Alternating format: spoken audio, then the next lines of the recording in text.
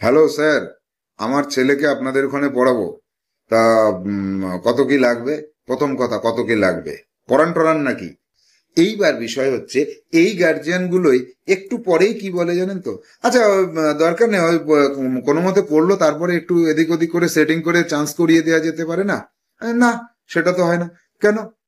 কত লাগবে বলেন? 1 লাখ 1.5 লাখ যা লাগবে আমি দিয়ে দিচ্ছি। চান্স করানো যাবে না?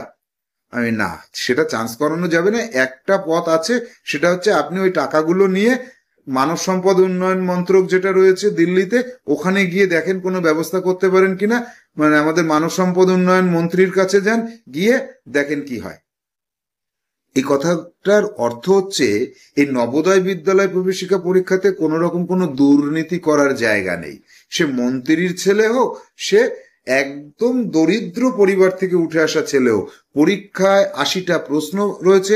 80টা প্রশ্নপত্রকে কতগুলো সঠিক করলো, আর ওই জেলাতে বা ওই ব্লকে কত পর্যন্ত নামলো, সেই অনুযায়ী সে চান্স পাবে কি পাবে না সেটা নির্ভর করবে।